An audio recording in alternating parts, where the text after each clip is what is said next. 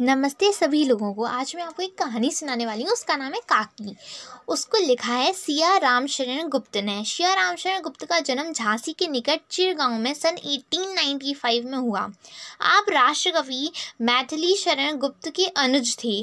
प्रारंभिक शिक्षा पूरी करने के बाद इन्होंने घर पर ही गुजराती, अंग्रेजी और हिंदी भाषा सीखी। गुप्त जी विश्व प्रेम, विश्व शांति, सत्य और अहिंसा से आजीवन प्रभावित रहे।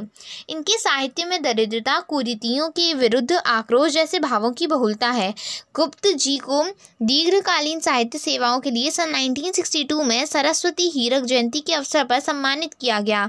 इन्हें नागरी प्रचारणी सभा वाराणसी द्वारा सुधाकर पदक से भी विभूषित किया गया। 9 मार्च 1963 को इनका निधन हो गया। अनाथ आद्रा दूर्वा दल इनके काव्य खंड हैं। मानुषी कहानी संग्रह, पुण्य पर्व नाटक, अनुरूपा तथा अमृतपुत्र कविता संग्रह, नारी और गोद उपन्यास तथा झूठ सच निबंध संग्रह उल्लेखनीय है। गुप्त जी की भाषा सरल, सहज तथा व्यावहारिक है। अब कहानी। उस दिन बड़ी सवेरे शामू की नींद खुली तो उसने देखा कि घर भर में कोहराम मचा हुआ है। उसकी माँ नीचे से ऊपर तक कपड़ा ओढ़े हुए कंबल पर भूमि शयन कर रही हैं और घर के सब लोग उसे घेर कर बैठे बड़े करुण ढंग से विलाप कर रहे हैं। लोग जब उमा को शमशान ले जाने के लिए उठाकर ले जाने लगे तब श्यामू ने बड़ा उपद्रव मचाया। लोगों के हाथ से छूटकर वह उमा के ऊपर जा गिरा। बोला, काकी सो रही हैं, उन्हें इस तरह उठाकर कहाँ ले जा रहे हो? मैं न जाने दूंगा। लोग बड़ी कठिनता से उसे हटा पाए। काकी के दाह संस्कार में उसे नहीं जाने दिया। एक दासी राम राम करके उसे घर पर ही संभालती रही।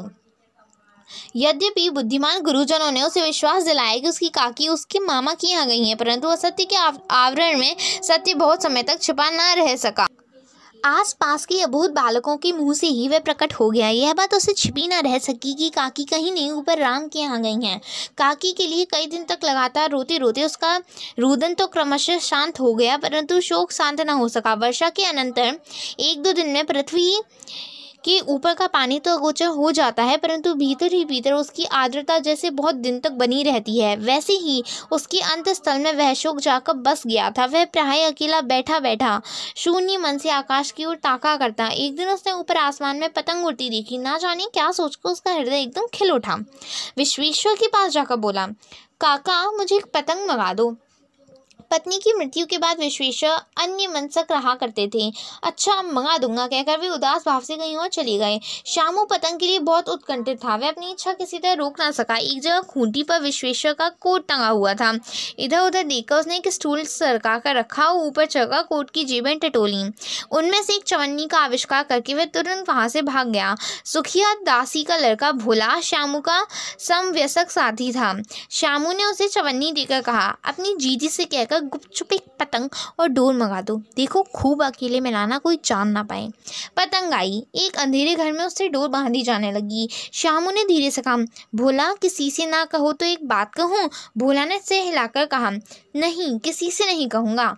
श्यामू ने सिर हिलाकर कहा, मैं ये पतंग ऊपर राम के यहाँ भेजूंगा। इसे पकड़कर काकी नीचे उतरेंगी। मैं लिखना नहीं जानता, नहीं तो इस पर उनका नाम लिख देता। भोला श्यामू से अधिक समझदार था। उसने कहा, बात तो अच्छी है, परंतु एक कठिनता है। यह डोर पतली है, इसे पकड़कर काकी उतर नहीं सकती। इसके टूट जाने का डर है। पतंग में मोटी रस्सी हो तो सब ठीक हो जाएगा। श्यामू गंभीर हो गया। मतलब यह है कि बात लाख रुपये की सुझाई गई है, परंतु कठिनता यह थी कि मोटी रस्सी कैसे मंगाई जाए। पास में दाम है नहीं और घर के जो आदमी उसकी काकी को बिना दया माया के जलाए हैं, वे उसे इस काम के लिए कुछ नहीं देंगे। उस दिन शाम को चिंता के मारे बड़ी रात तक नींद नहीं आई। पहले दिन की तरकीब से दूसरे दिन उसने विश्वेश्वर के कोट से 1 रुपया निकाला, ले जाकर भोला को दिया और बोला, देख भोला, किसी को मालूम ना होने पाए, अच्छी अच्छी 2 रस्सियाँ मंगा दे।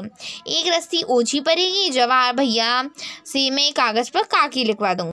नाम की चिट रहेगी तो पतंग उन्हीं के पास पहुंच जाएगी। 2 घंटे बाद प्रफुल्ल मन से श्यामू भोला अंधेरी कोठरी में बैठे बैठे पतंग में रस्सी बांध रहे थे। अकस्मात शुभ कार्य में विघ्न की तरह उग्र रूप धारण किए हुए विश्वेश्वर वहां आ घुसे। भोला और श्यामू को धमकाकर बोले, तुमने हमारे कोट में रुपया निकाला। भोला सक पकाकर एक ही डांट में मुखबिर हो गया। बोला, श्यामू भैया ने रस्सी और पतंग मंगाने के लिए निकाला था। विश्वेश्वर ने श्यामू को 2 तमाचे जगह लगा। चोरी सीखकर जेल जाएगा, अच्छा तुझे आज अच्छी तरह समझाता हूँ। यह कहकर फिर तमाचे चले और कान मलने के बाद पतंग फाड़ डाली। अब रस्सियों की ओर देखकर कहा, ये किसने मंगाई? भोला ने कहा, इन्होंने मंगाई थी, कहते थे इनसे पतंग तानकर काकी को राम के यहाँ से नीचे उतारेंगे। विश्वेश्वर हतबुद्धि होकर वहीं खड़े रह गए। उन्होंने फटी हुई पतंग उठाकर देखी। उस पर चिपके हुए कागज पर लिखा हुआ था काकी। आपको ये मेरी कहानी कैसी लगी ज़रूर बताएं। नमस्ते, जय हिंद।